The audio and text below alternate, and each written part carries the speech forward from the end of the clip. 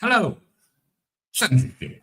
The powerful love it, the artists don't love it that much. Today at Global Atheists, we're going to talk about censorship in the arts.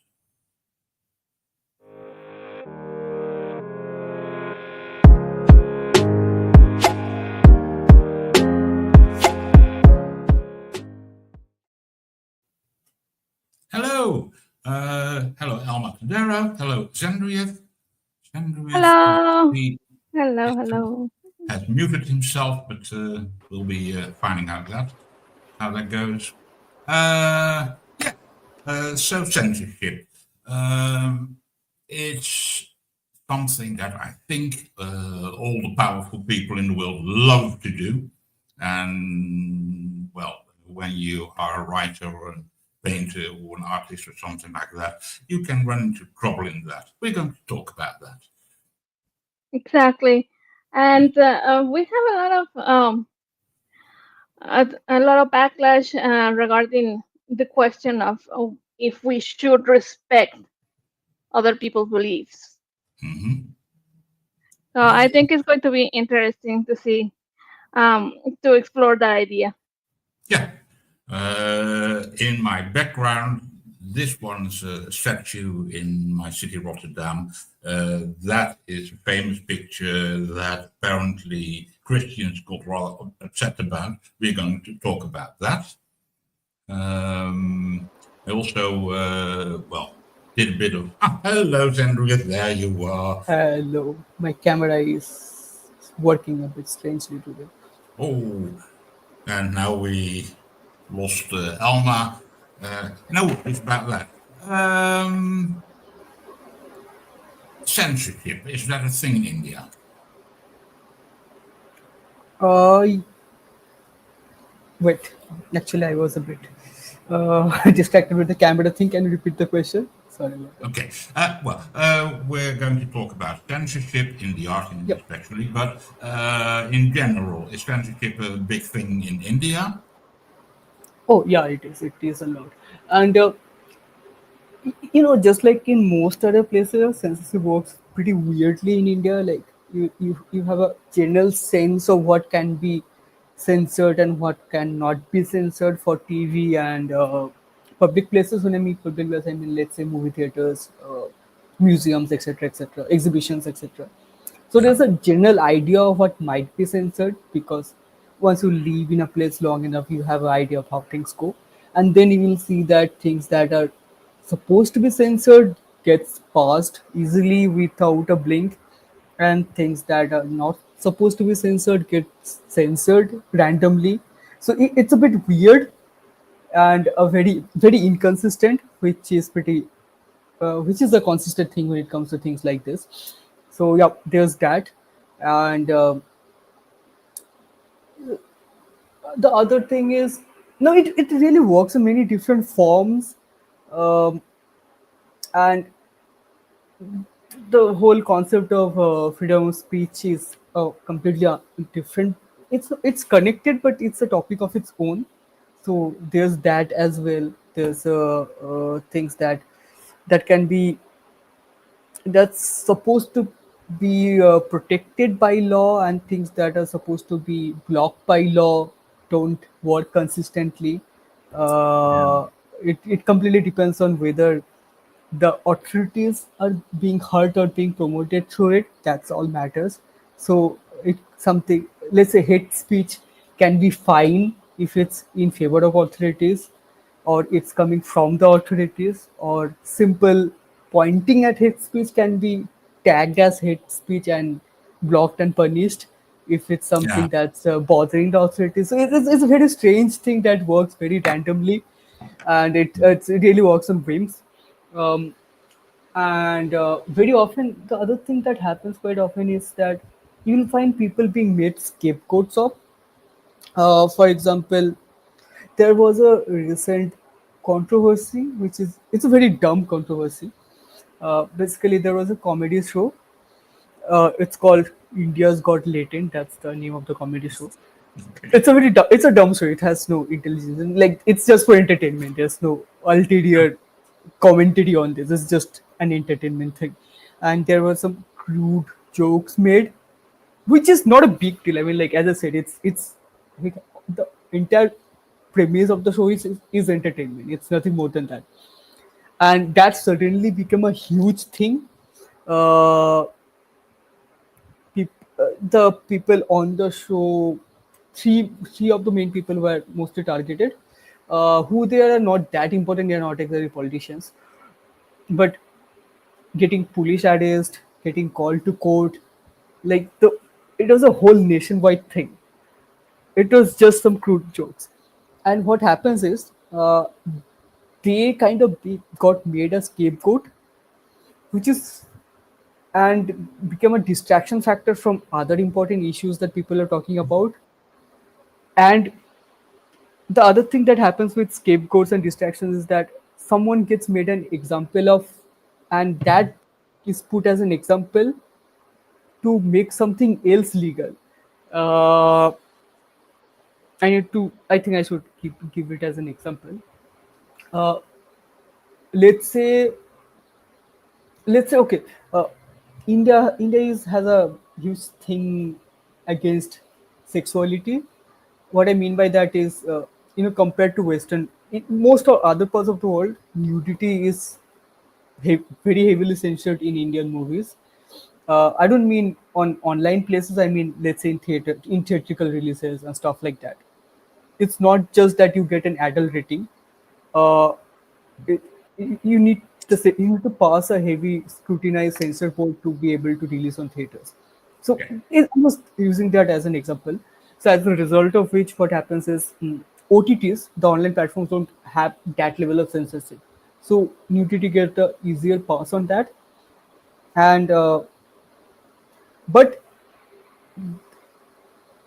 nudity might be made an topic on paper to say that, okay, look, there is too much nudity. This is not family friendly. We are a family friendly nation. We give importance to family values, and so we should censor them. Now that is the story that gets put forward. But what happens with the additional censorship power that comes with that story is that they will use that to censor things that is hurting their agenda. Let's say a different show that is not about nudity, it's not about sexuality, it's not a sexy show. It's, let's say, it's talking about social problems. Now the family friendly tag that got approved by targeting other shows will be used to censor that show, although it was not for that show. I don't think I'm. I think I'm not explaining this pretty well. Maybe I'll come back to this, but I think I'm giving an idea of what I mean. I hope. Yeah. Let me first explain a few bits about how things are in the Netherlands. In general, for printed media, there's no censorship, as in before something is printed, you don't need any kind of assent. There's nothing like that. But there are certain kind of things in print that maybe after it's been published may get repressed. There are some methods for that. It's mostly through libel law and strictly speaking, printed insult may apply. The latter I can't remember ever happened recently, but printed matter being retracted for libel happens regularly, as in several times a year. The law is a bit weird, but I mean, for instance, truth is not a defense against libel. But it's difficult, but that's pretty much that. However, film and for a part also TV shows, there is a kind of voluntary censorship or self-censorship of the broadcasters and the film distributors. And they have for film essentially age stickers all ages, not suitable for children under 6, 8, 12, 14, 16, 18, and from that, it's all that. That used to be different until 1977. There was a censorship board for film, and that withheld approval for distributing certain films, and that happens quite a bit. I've seen something like 10 or 20 films a year were not allowed. And if a cinema operator did against that, he could be fined, stuff like that. That didn't happen often, by the way. And finally, in, let's say, the visual arts, museums and stuff like that essentially are never targeted. But when a publicly accessible place, like, let's say, a town hall or a cultural institution or something like that, is publicly visible, or possibly even outside art, well, let's say once a year something pops up. But it happens a bit more often than I expected. I did some study in that last day. And about once a year, something happens. And the usual suspects are nudity, politics, racism, and occasionally religion. And that's particularly when it's about Islam, which you may imagine how that works. But weirdly enough, most of that is self-censorship. So a organization that has something on display, maybe we shouldn't do that. And of course, artists don't like that at all, but we'll come back to that. I'll give an example. This here, what I'm walking to, is a statue in my city of Rotterdam, so the Eendagsplein.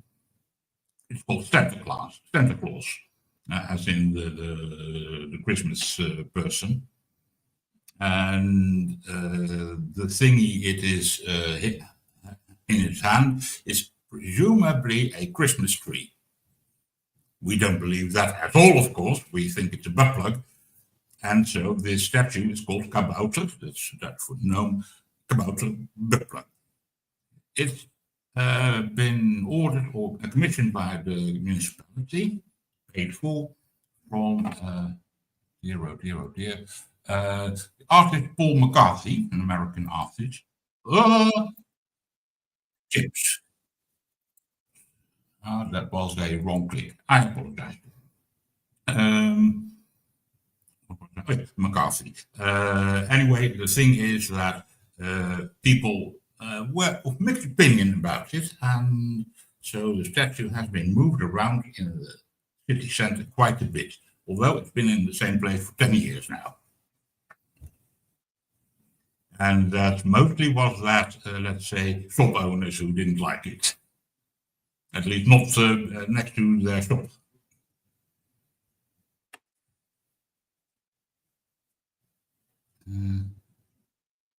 And so, yeah, I mean, the interesting bit, of course, nations do things like that differently. How does, for instance, let's say a newspaper in India, does that need anything like sent for publishing any story?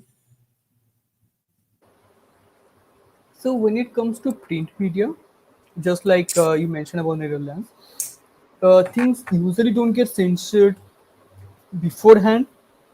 There's usually a self-censorship process because it's about readership and having a broad audience, because that's how print media makes money. Most other media as well.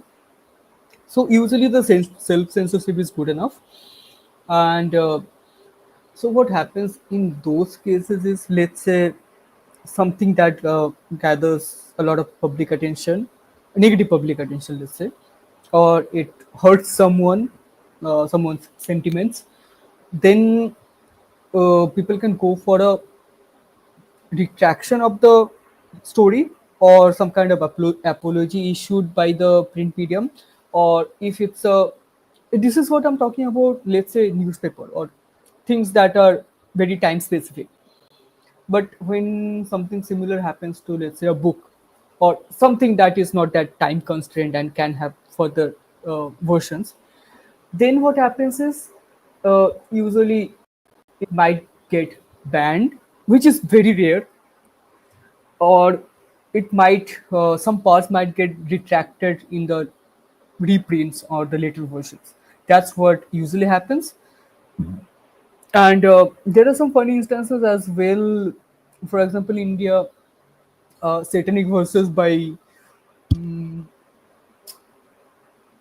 Salman Rushdie was banned for a long time, and it didn't have good reasons. It's mostly because the Iranian, what's that regime in Iran? I keep forgetting their name. Is it? It's not Hezbollah, right? Hezbollah is the terrorist org, right? What's the regime? Uh, Torah or something like that. The Iranian regime, basically, they were the one Yeah. who, you know, sort of fought us to ban the book and also to kill him, but that didn't happen, Yeah. fortunately. But the banning part kind of got echoed in a lot of part of the world, including India. They kind of went with it without much afterthought, and it has been recently unbanned. And although the current regime is not a good picture of censorship, they have their own shenanigans, but they kind of unbanned the book, not because they thought the ban was unjust, but because they thought that the ban came from the Muslim side, so they need to unban it, so that it's a different dynamic out there. It's Yeah. a completely different thing. But things like that, banning a book completely is pretty rare. But banning movies, banning that videos, songs, musics, those form of segment is pretty common. For example, the BBC documentary on Modi got banned nationwide. Um, it's almost impossible to get hands on Palestinian films and, and things of that sort. So censorship is quite heavy on that front. Okay, I see. Hello, Mary. Welcome. Hello. Hello. How is life? Say again. How's life? Life is interesting. I can imagine.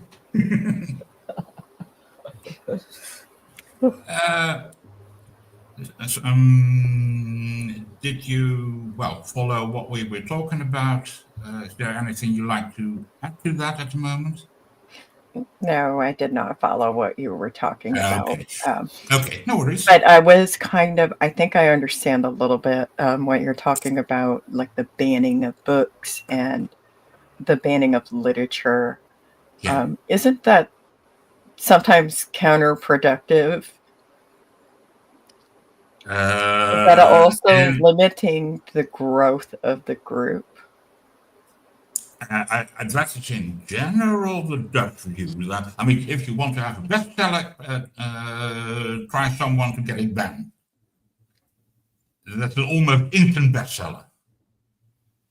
And books being banned, I mean, it's possible. I remember a few years ago, a Belgian author got a book banned because of libelous content. There was a story about someone that didn't like that, took that to court, and indeed got the book banned, as in it was taken back by the publisher, and a new version was printed later. Okay. It was a novel by Brusselmans, who, by the way, did very well from that in the revised version. Well, I mean, I feel like the books that I've written would be banned by Florida's governor. So there is that. Yeah, I mean, that's definitely not a thing here. There was a famous case in the 1960s, a long time ago, where Tera Dave, established author, was sued for blasphemy in one of his novels. Quite a racy story, but the short of it was that, let me have a look. In 1966, he was sued for blasphemy. He was later was the case dismissed. In an appeal, he was acquitted, and in an appeal at the Supreme Court, he was also acquitted. That was the end of it. And interestingly, that was pretty much the end of blasphemy laws in printed matter and also in verbal communication. But the law wasn't repealed until 2013.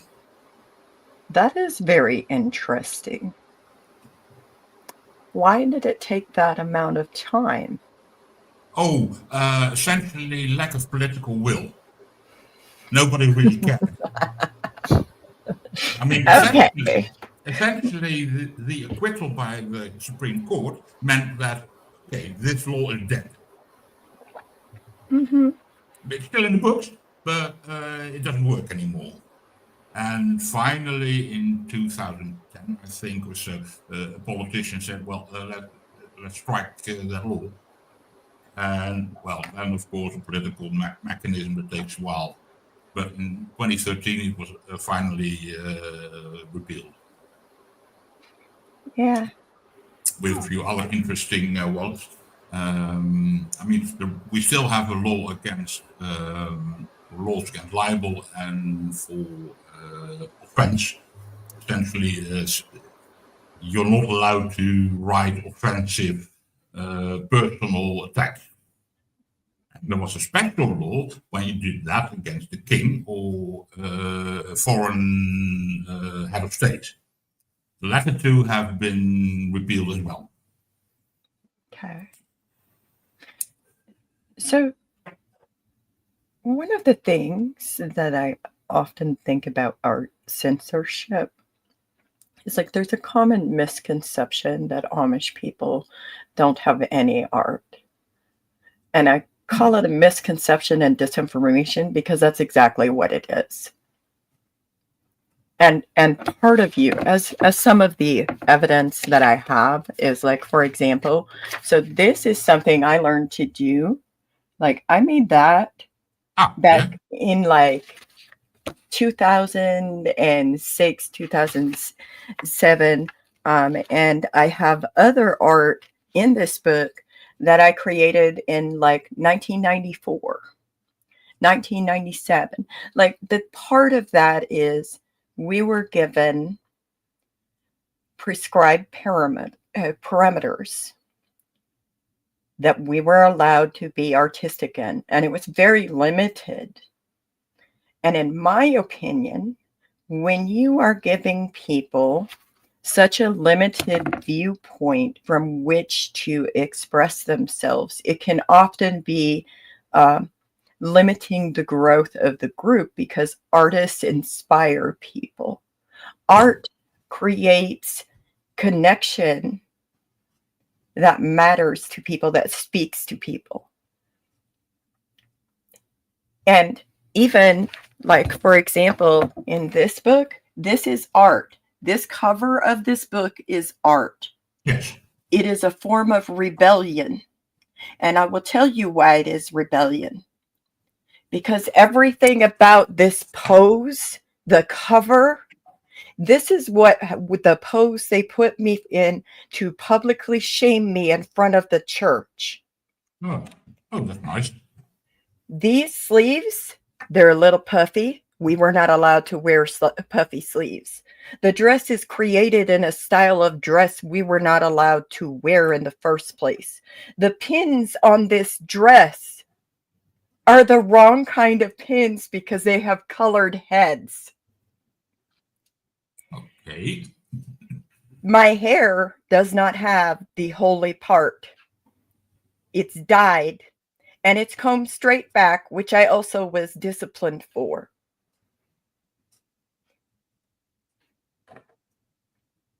I don't think my shoulders are quite slumped appropriately. I might be a little bit out of practice with the appropriate pose. However, the hands are folded in the lap perfectly. That is a form of rebellion. It's taking back my autonomy. Art can be rebellion. Yes. When you're given these strict parameters within which you're allowed to express yourself, it stunts your growth as a person. Yes. It stunts your ability to connect with people. And it does not allow you to have the opportunity to have connections with people like right here, right now. Yeah. Thank you. Yeah, no, that's absolutely correct. I mean, my nation prides itself in a tradition of, openness and freedom of expression. But occasionally things go weird. And I read earlier today about that was, I think, Town Hall that had an exhibition by some artist whose name I forgot at the moment. But eventually, because there was quite a few paintings in them that depicted new women, or partially new women. And the municipality itself said, let's not do that, because this is a public place, people can come here and maybe, what would say that, be disturbed by this imagery. Why does it disturb you? I don't know. I mean, what I particularly don't like about that is that a municipality who has invited an artist to display their art in the town hall does the thinking for the public. I mean, their defense is that, well, people come here to, let's say, apply for a passport or a driver's license or something like that, and they are confronted with public nudity. And okay, I mean, they have a point, but I don't think I agree with the point. Okay, and here's the thing about when art creates a disturbance or it makes you uncomfortable. Why do people respond by banning it or censoring it or removing it rather than responding with curiosity in attempting to understand the message from the artist? Mm-hmm. Yeah. Why is there this tendency to not engage in actual curiosity about this art piece? Like, for example, would you ever have thought that was art or a form of rebellion? Probably think, yeah. Yeah, sure. I think people actually do interact with curiosity, but the thing is that, and the people who want to ban it, people who want to just remove it, are the people who know that people are going to look into it with curiosity, and that's what they're trying to stop. Because that curiosity will lead to people maybe rebelling against them and understanding what the problems are, and that's what they want to stop. Probably not the art itself, but what the art is denoting, and that people might understand what the art is denoting. And I think that's the difference. And you also mentioned earlier that banning books or banning something is counterproductive because it might rather make the person behind it more famous, and that is also true to some extent. But the thing is, uh, someone becomes famous after getting banned if they are already to some extent well known. So let's say I think Trevor Noah's book got banned in USA. There are many other, but he's someone I know, so I'm using him as an example. Now that is become making his book even more famous because he's already a famous person. People know him, and now people want to know that what is it that they want to ban. And if let's say people are out there pointing out that these are the things that are banned, how some stupid groups go around and telling people, look, this is banned, you should not read that. They have a list of books that are banned, and that is dumb because you are actually giving people the list of books they can check out. But if you ban it in a way that people don't even know that something has gotten banned, something that people don't have any access to, not just through legal means, then you kind of block people in from the engagement that the piece of art is trying to get. Um, for example, there's a lot of good Palestinian movies about the whole situation out there, but most people will not be able to watch it because there's just no source to watch it. Even the documentary that won Oscar this time, can you really watch it? I don't think so. I did not like I haven't tried personally, but I know that some venues that tried screening it were shut down by authorities. So yeah, but then again, it won an Oscar. So banning an Oscar-winning film is a bit counterproductive. But that's just one film out of thousand other that people can't even access. So yeah, so I think there's a bit of degrees to that. Which plays into what I was talking about. We were given carefully prescribed parameters within which we were allowed to express ourselves. Like, for example, like we had a kitchen cupboard with like fine china in it. Like that fine china display was an artistic display of fine china. So a lot of it was passed on. You might have had like pieces that were passed on from your great grandmother in your china cupboard. But there were parameters within which we were allowed to operate, which is where I'm saying it stunts the growth of an entire group of people when you do ban and censor art. Yeah, it does. And when you're teaching people art in a form that you cannot go across the border a tiny bit, that's not exactly teaching art. You're just it's almost like teaching an industrial scale. That's very different. Now, it can be that someone amateur is getting into art class and they're just learning the thing. It makes sense for a while that, okay, you find out that this is the way you do it, and then you explore on your own, do something else. But in religious institutions like the one you described, that's not the thing. You're not allowed to go out of anything beyond what you're prescribed to. That is not teaching art. That's just almost like industrial scale. Yeah. And that's the other thing. Like, we weren't allowed to have photographs hung on the walls. We weren't like, we had calendars with pictures on them, and that was our photographs on the walls, pretty much. Our walls were very bare. And if you look, those are my art pieces. That's something I commissioned somebody to make based on my depiction of my life. Why? Because art matters.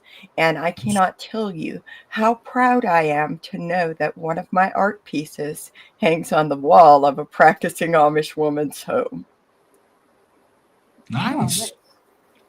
That art and inspiring people, but also meeting people where they are, matters.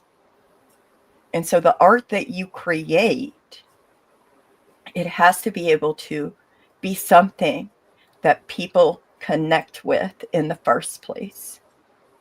It can't be that industrial production. That's not something you're going to connect to on the same level as something that is made specifically to or for a specific group that perhaps has a different culture than the dominant culture, and even worldwide different cultures. Mm-hmm. Yeah, very true. And I think when people try to ban something, by people I mean mostly authorities, or try to ban something, erase it from memory, they are trying to do it before it makes a connection. What I mean by that is, let's say a movie is, someone has made a movie, and a few people have watched it and they loved it, and then it gets censored, it gets banned. In that context, people know what the movie is, what is getting banned. But let's say someone makes a movie, the same movie gets banned before anyone has watched it. Then they are serving the purpose of not getting it out there to people, because now people don't even know that something exists that they don't have access to. Once people know that something exists, something important exists, and their access is being blocked, a lot of people will go around and find ways to counter that block, to find loopholes. But if someone can ban it before that, then people don't know what they're doing. Then they're good. If they ban it quick enough, they're good.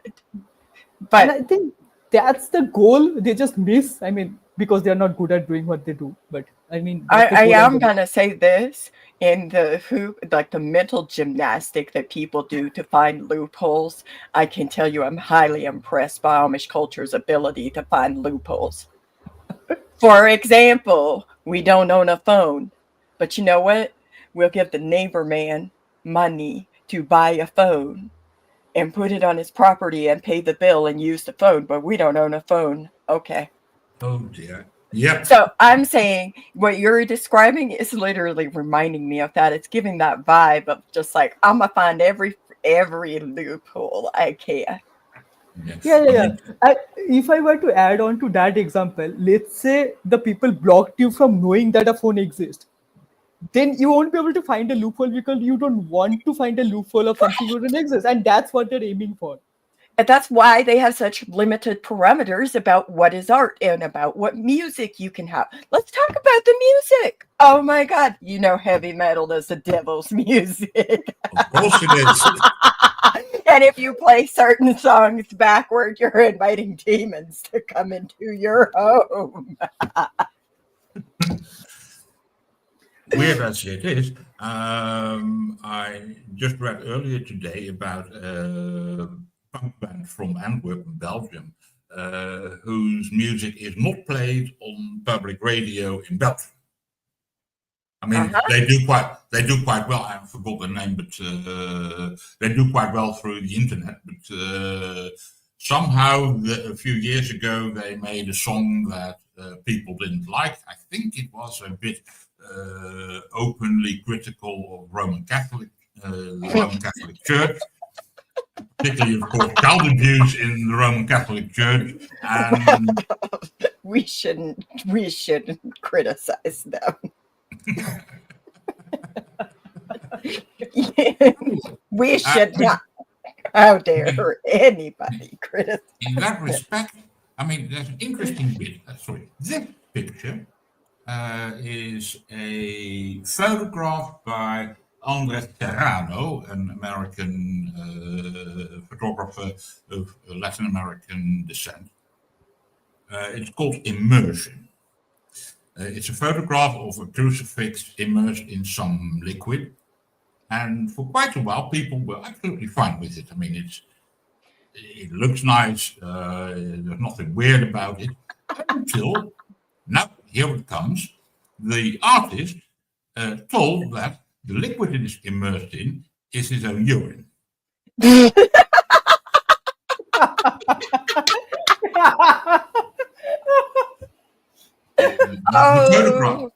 photograph is now better known as Piff Christ. Christians were livid. That is a miss. And to add in that prints of the photograph have been vandalized in museums, not just in America, also in France. Something about that is absolutely fascinating. Simply the idea that it isn't exactly what they had in mind changes the view, and so suddenly it gets something to get angry about. When people's perspectives are challenged and they have to change their entire worldview, they often respond with violence. If they're taught that violence is the answer, violence is always the answer, that's often how they respond. And I would even say that when you have people who look at your existence, the fact that I exist, the amount of people I've had tell me that the fact that I exist has made them change their entire worldview and how uncomfortable it made them. Like, that impacts people to a level that many people have no idea how to deal with. And they respond with destruction and violence and chaos, because that is how many, many people have been conditioned to respond to uncomfortability of having to challenge their whole perspective of the world. And when you talk about that picture, I mean, I knew there had to be a story behind it, but I did not know that that's what it was. And I love it. It makes a statement. Yeah, it does. Yeah. I was curious too, because the Santa Claus one kind of is pretty obvious, but I didn't understand why is that bad. Like, what's wrong with the photo? It's just a cool looking photo. I even thought it's a CG. I did not think it's a photo in the first place. I thought it's a CGI created thing. But okay, that's a funny story. And I mean, the weird thing is, of course, that perspective change makes everything different. It's the same picture, nothing changed. And it's just a picture, it's photographed. I mean, there's no display of how it was made. It's just a photograph. Prints of that were part of exhibitions and stuff like that. And Yeah. and that is what I find absolutely fascinating. Why people, I mean, I understand why people react violently to something they disagree with. That's a very natural human reaction. Wrong reaction, in my opinion, but very natural. We brown folks are not that far behind on that either. Don't worry. No.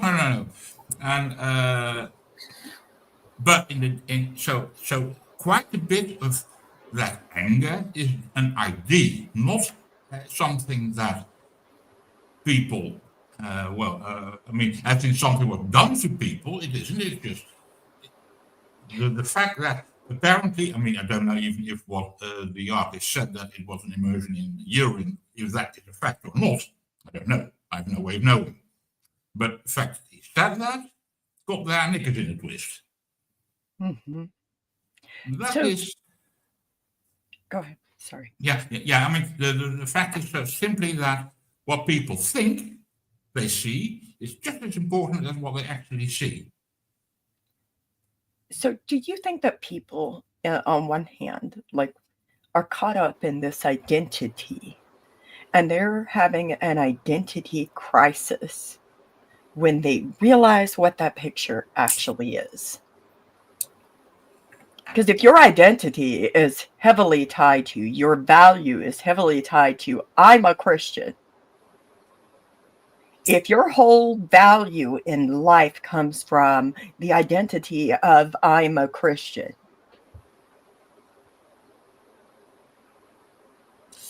Yeah, it's difficult to say. I mean, I've never been a Christian, so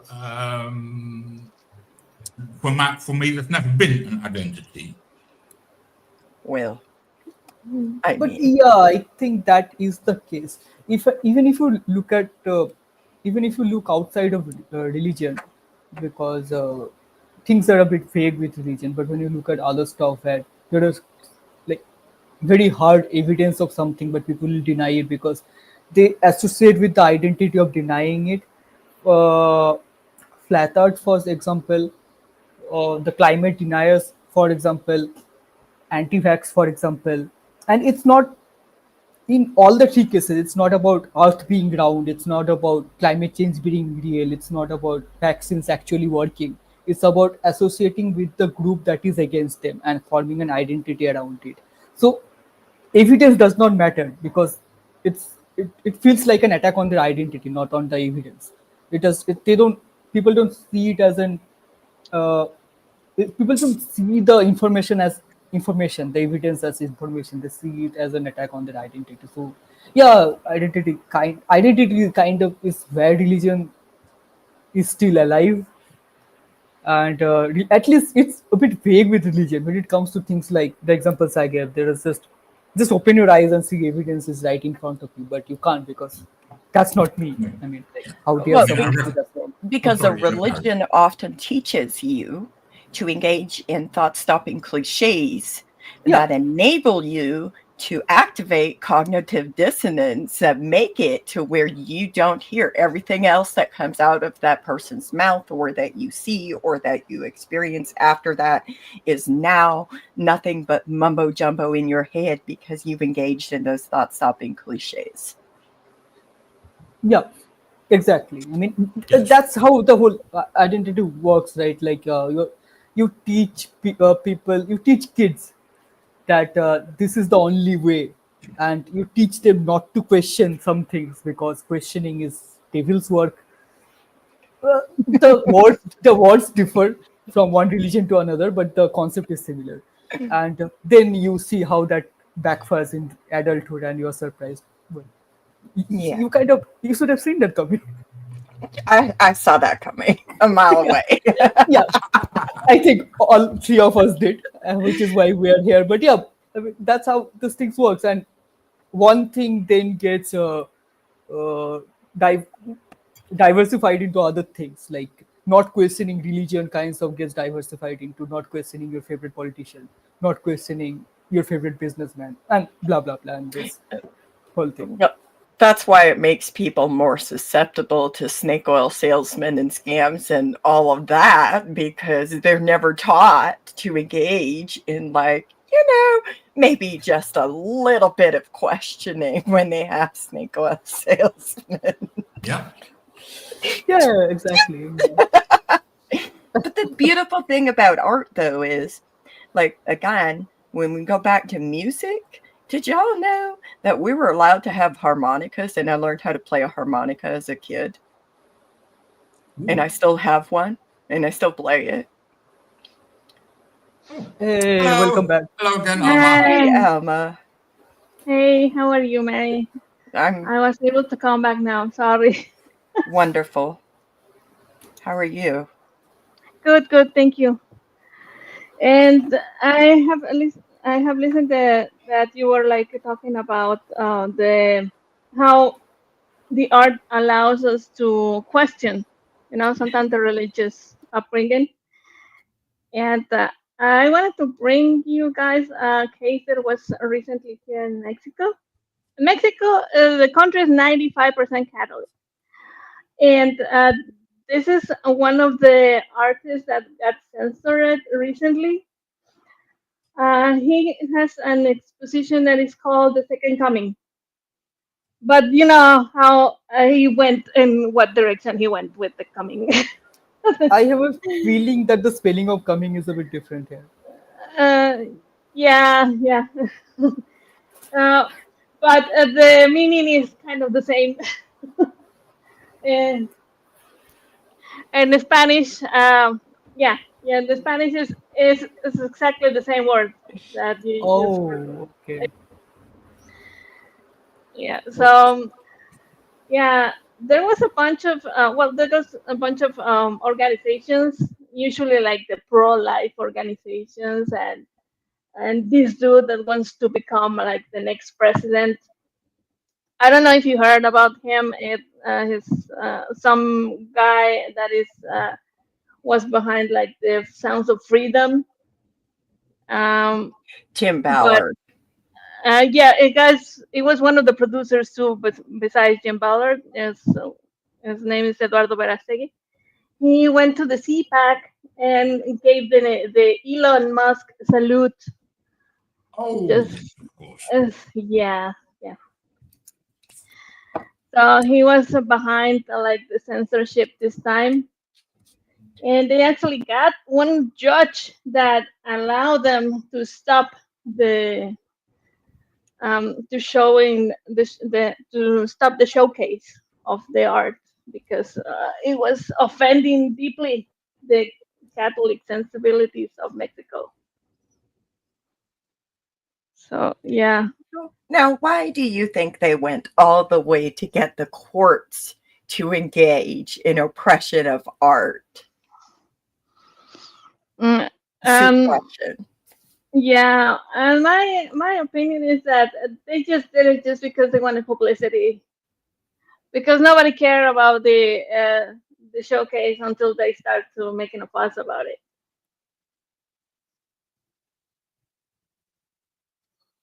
And this also is like, oh no, now we have to support this guy that wants to be in a political race because he's the one defending the faith.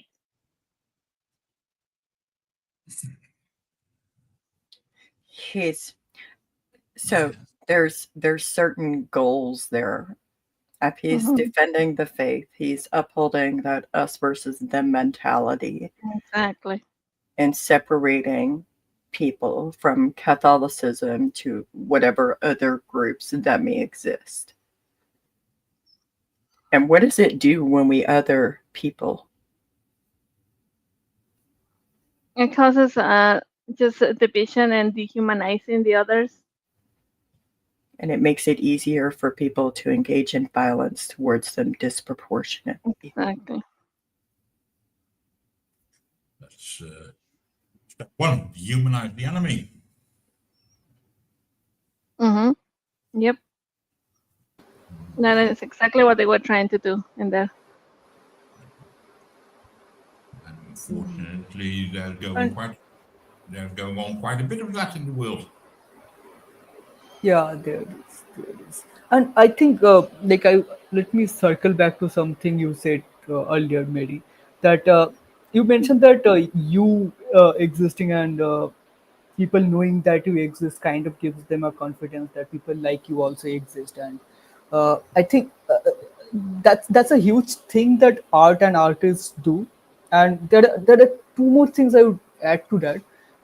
A different example of that would be, if you look in any technical world, the world of technology and the world of sports, you will see that if some world record is set, like when for a long time crossing a 100-meter under 10 seconds was considered impossible, then some athlete, I forgot who was the first one to do it, did it, and then new records of under 10 seconds kept on coming because people saw that, oh, this actually is possible. And similarly, when you look at technology, the world of technology, when the first moon landing was done successfully, very quickly other nations also jumped in. Of course, not all nations, it's not an easy thing to do, but you get the point. Uh, and it's also similar to how the whole now the whole gender divide is out there. It's not that non-binary people did not exist before. It's not that non-binary people suddenly came out of nowhere in 21st century. It's just that when few people became public about it and gave confidence to the other people that it's okay to be public about it, others came out and became public about it because they saw someone else doing it. That gave them the confidence. It's not that people weren't there. They were there. They just weren't as public about it. Relatively speaking, there have been other public figures in history as well, just not recorded well. But I, You know, I, no. I think when you're part of what you're talking about, I've actually created art about this because as a queer Amish race person, the invisibility is immense. And I made this dress that is art. And the amount of people that I have heard from since that dress has been publicly available for their view, whatever, that have been one shocked that there are queer Amish. I've literally had people tell me, I never even thought about it. And this is at like Pride. I've never even thought about it, that there could be gay Amish. But you're here. And of course there's gay Amish. I just never even thought about it because we were so invisible.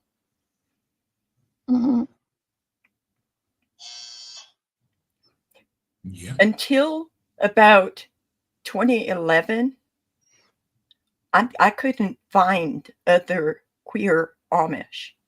It wasn't until 2014 that I actually connected with somebody else who was Amish raised and happened to be part of the LGBTQIA community. And that at that point, I had already left for 10 years. Visibility and representation matters because if we're invisible, we don't exist and we don't have a voice and our experiences don't matter. But I'm here to tell you that your experiences matter and your visibility matters.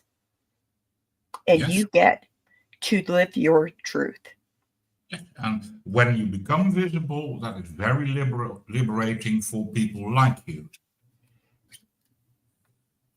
Yep. Or whether you're unsafe to come out of the closet. Yeah.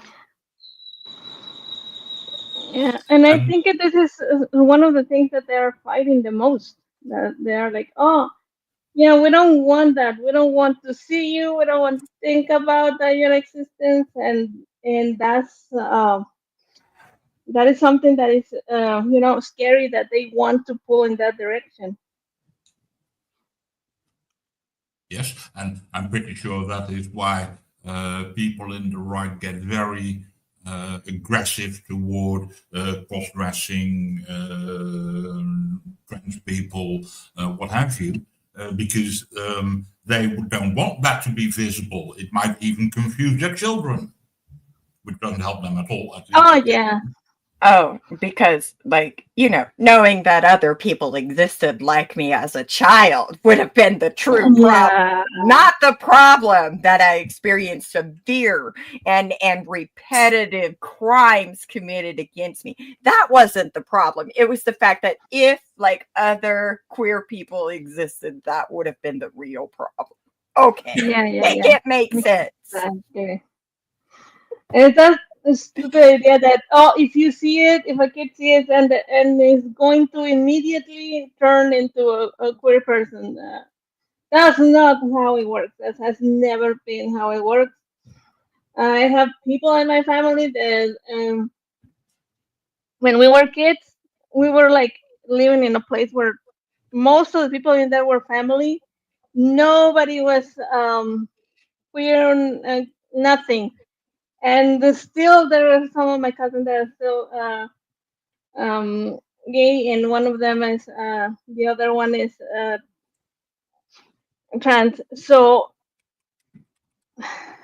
that is, and we never saw any like that when we were growing up. It wasn't a big deal until the right started to make it a big deal, because I think that is the same with the abortion thing. They just want something to move people to go to vote for them, because they are like, oh, we're defending your rights, we're defending your faith. So we are having to fight against this new boogeyman that we're just showing you, and in this case, is the queer identity. Yeah. That actually is the complete authoritarian playbook. If you look at any historical event, you'll see that they always find some fictional or second-hand enemy that they are protecting people from. It can be Yes. a real group of people who are actually harmless, or it can be a completely fictional group of people, but there is some enemy that they are protecting people from. Or quite often, of course, several. I mean, it's well known from the real 1.0 Nazis in Germany, the Jews, homosexuals, Jehovah's Witnesses. There were a few others. Those are the people they need to resist, to give their own political identity, form, and way to act. They use everything for that, including printed media, art. Oh, and of course, the Nazis, the degenerate art. Of course, yes. That's it. Let's take one. Essentially modern art, abstract, or at least not completely figurative art, and art that didn't show the German ideals. That was degenerate and was burned eventually. Not all. So here's the thing. When you say the word degenerate, that automatically assumes a negative connotation with it. Yeah. Is it that these groups that seek to control and manipulate people often they give prescriptive advice about art that pretty much requires art to uphold the group norms, otherwise it's not allowed? Yes. That's also why the authoritarian regimes try to control art so much, because art is like a window for you to understand a perspective of people different from you. Let's say you have never met a person from a different nation with a different cultural background, but maybe you can find their art and understand them better, and that can then make a bridge for you to understand the person better. But if you do that, then you don't have an enemy that the authoritarian is protecting the people from. So it's easier to control the people if they can control what art they are coming across, and what art is degenerate and what art is ideal, quote Well, unquote, of course. and with the authoritarian regimes, what they're also doing is teaching people to operate out of fear, and that fear mongering has to be able to be maintained, and art challenges that. Art challenges your understanding of your fellow human being and asks you to see them as people. Yes. Exactly. It asks you to validate that their existence, even though it may be fundamentally different from yours, is still a valid human experience. And of course, I mean, pretty much every kind of art, whether that's visual art or literature or music, is of course a very positive saying, I exist, I have a message, I have something to say. And the authoritarians don't like that at all. No, because this is giving my bishop the middle finger. Yeah. Exactly. How dare I? Yep. And then now that you mentioned the word the degenerate art, I remember this. I don't know if I can put it on the screen. I'm sharing something.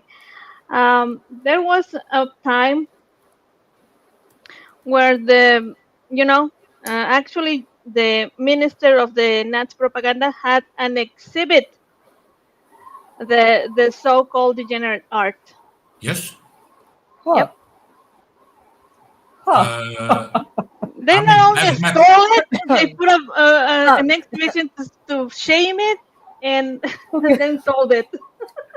From what I remember, that exhibition was very popular, not so much for people to denounce the degenerate art, but to see it. Yeah. Yeah, they had a big problem with modern art for some reason. I don't know what reason that could be. I would. I mean, I can only guess, but I think it's because it is very expressive, and personal expression is nothing the authoritarians like. It's that connection.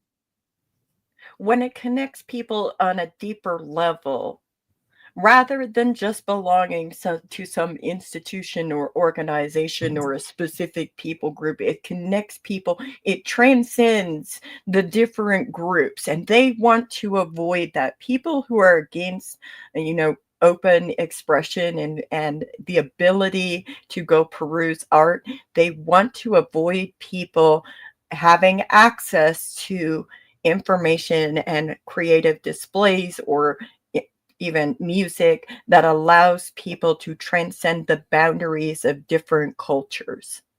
Yeah, absolutely. I was at an art gallery recently where I saw this piece that really, really spoke to me. And it was on a display, there was a painting. And in the middle of the painting, there was a quilt block. I have never seen art like that. And I don't really know how to explain what I felt about that, but I felt connected to what that artist was trying to say. Yeah.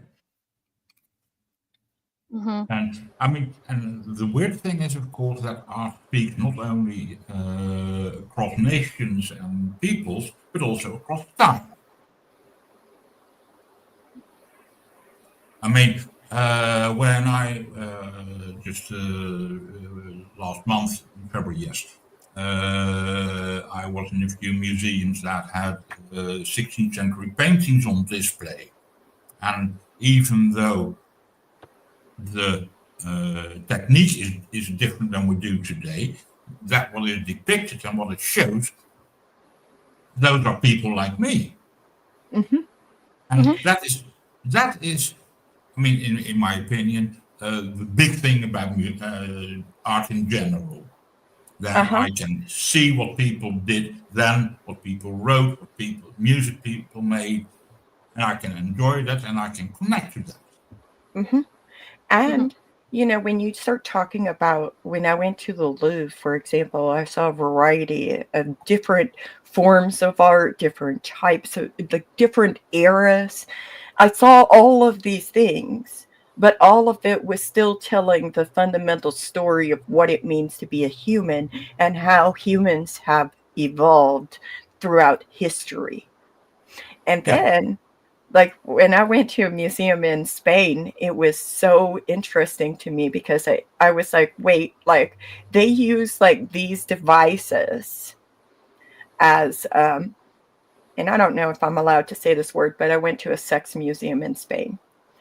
And I was like, they use these devices as part of their interactions for their intimate times.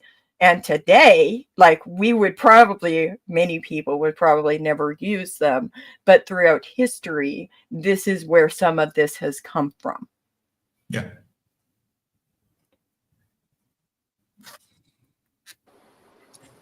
The other thing that authoritarian regimes, not just authoritarian regimes, a lot of people try to censor, control, or even ban besides art, and that is science. Because just like art, science also teaches you to question things, to find truth, to understand things, and that's not okay with authoritarians who don't want to be questioned. Uh, for example, right now, uh, let, let's give, okay, let me give you three or four examples.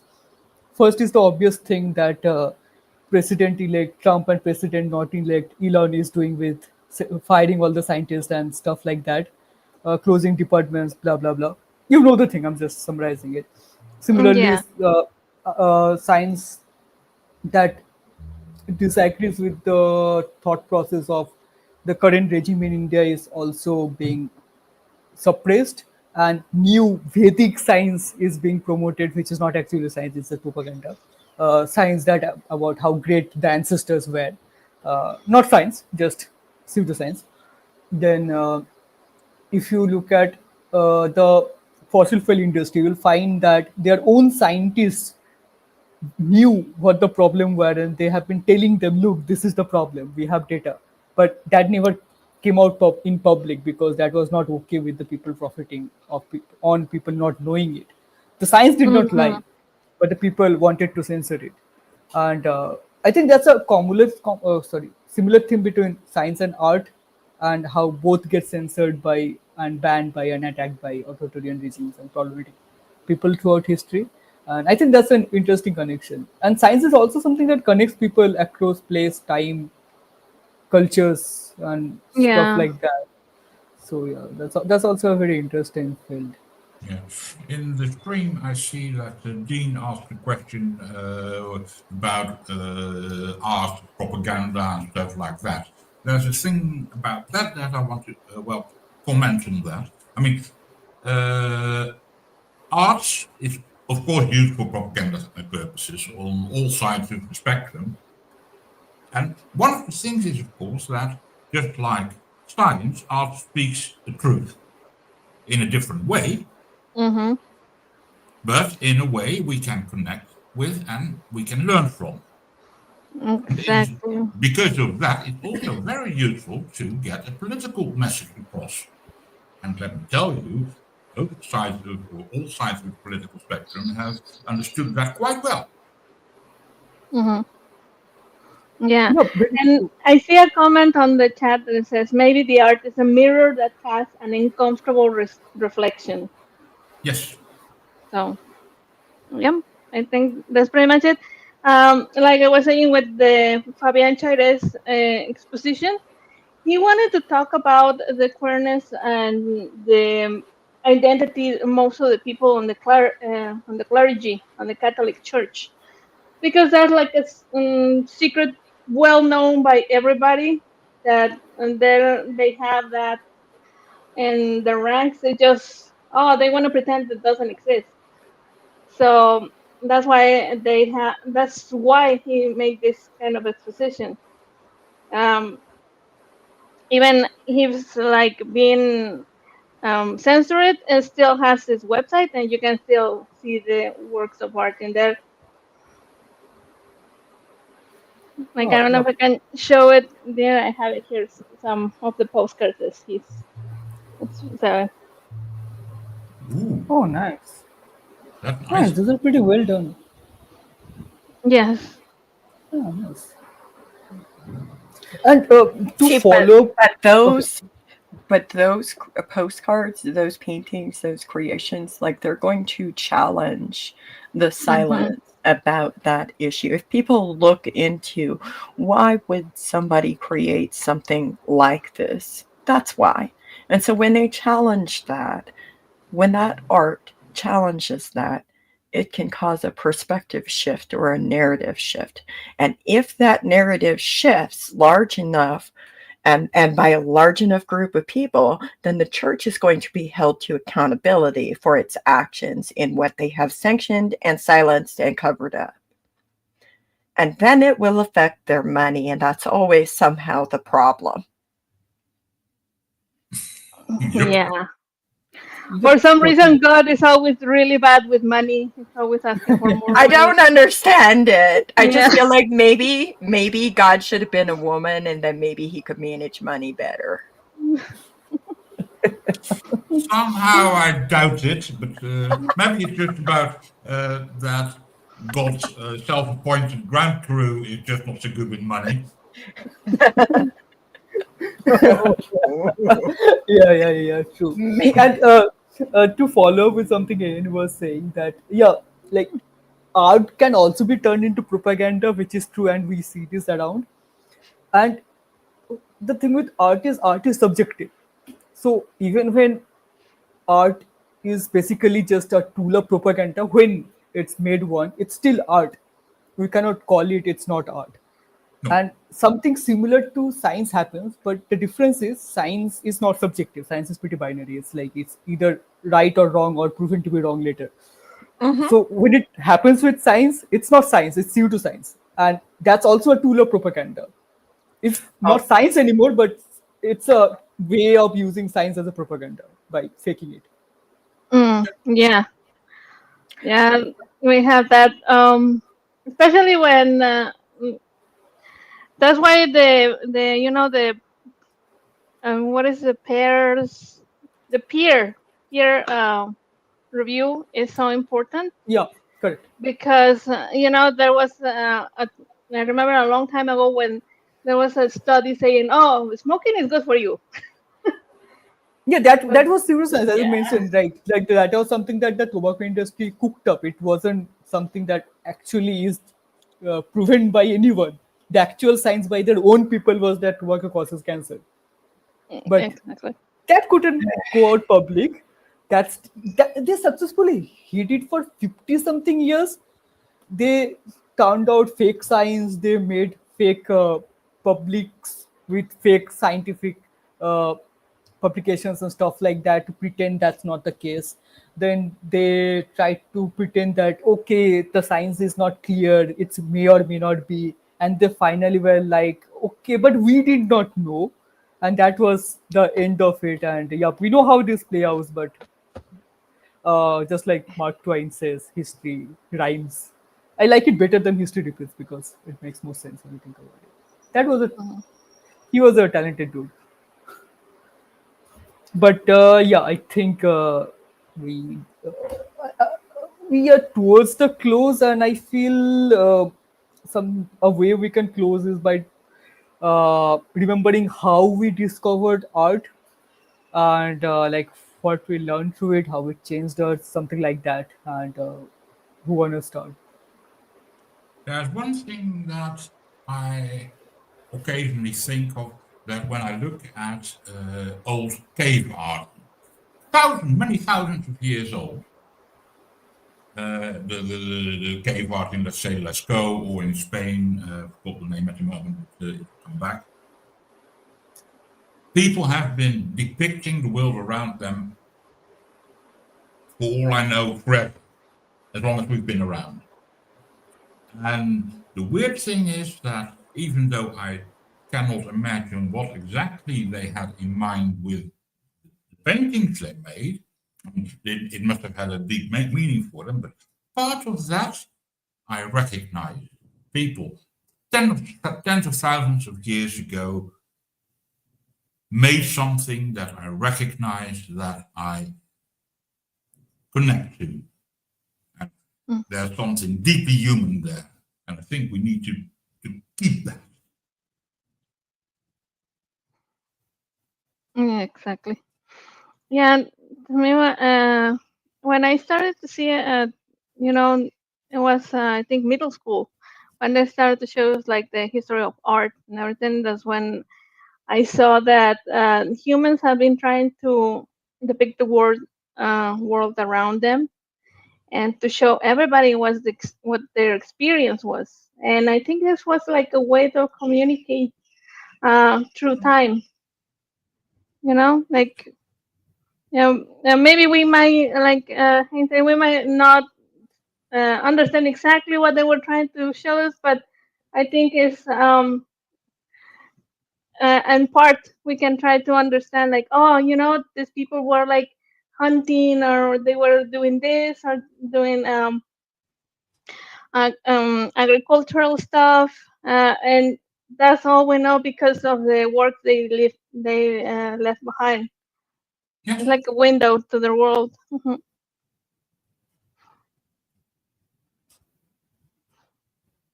Yeah, that's true. I don't remember who exactly I heard it from, but something I heard is something that made a lot of sense and it stuck with me is that one of the primary reasons that we humans have progressed so much in recent few thousand years compared to other species around us is that we have found ways to uh, communicate knowledge from one generation to another. So when a new generation comes up, they're not starting from scratch. They are starting with the whole collective knowledge of all previous generations. And I think that's a huge thing, and that's something things like art, science, literature, which is also kind of art, allows us to. And I think that's something very important that art gives us, besides just things like sustenance, which are also important. Obviously, we need to stay alive to do stuff, but secondary things, which are quote unquote secondary things like art, are also equally important because that's how we move ahead. That's how we progress. And somebody mentioned on the chat, anybody remember Sexy Callie? Her little Oh, overlook in her ho, ho, mind. ho. I do remember it. I do remember it because I posted about it, and I had a very funny conversation with it. Uh, I know I don't remember who the exactly artist is, but I know who commissioned this.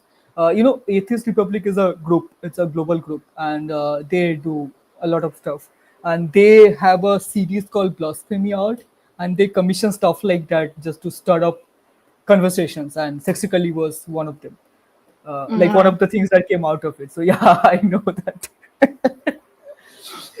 They had other stuff also. They even have uh, something commissioned where Muhammad and Ram is going on to each other. So yeah, there's that. If you can, I don't know if it's banned or not where you are, or there's VPN anyway. Look up Blasphemy Arts by Atheist Republic. So Atheist Republic is the group commissioning it. They're not the artists, but you can find a lot of sexy stuff there just for fun. Okay. Maybe we can stick links to that in the comment later. Sure. Let me just write it. Mary, do you have anything you'd like to add to? Well, I mean, I'm trying to wrap up the episode. I mean, thank you for having me. I think that one of the most impactful ways that we can make the world a better place is by having art. I was introduced to art, drawing, and even like some of the things that we did, like quilting, fairly young, or even embroidery, sewing, or like this part, which is crocheting. Like all of that is part of making art. You can make art.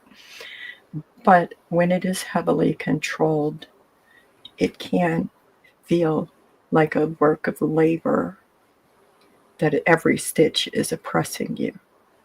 So perhaps if you have creative ways of expressing yourself, perhaps you can make changes so that you are taking back your power over your own body and your own voice, because you're allowed to have control over yourself. You're allowed to be autonomous. And when you do that, it allows other people to connect with you on a human level. And you deserve that. Thank you, everybody, for this wonderful conversation. I appreciate it. Thank you. Yep. Thank you I can for- only say I completely agree. Be yourself, make yourself seen, make yourself heard. It's the best we can do for everyone. Yes. Yes. Yes. Yes, exactly. And Yeah. and if nothing else, art can also help you understand yourself better. So at least you have that if you have nothing else. Yeah, that's it. Mhm. Thank you for being with us, Alma, Genevieve, Mary. It was a wonderful conversation. Thank you for contributing to it, and I hope to see you next time at the Global Atheists.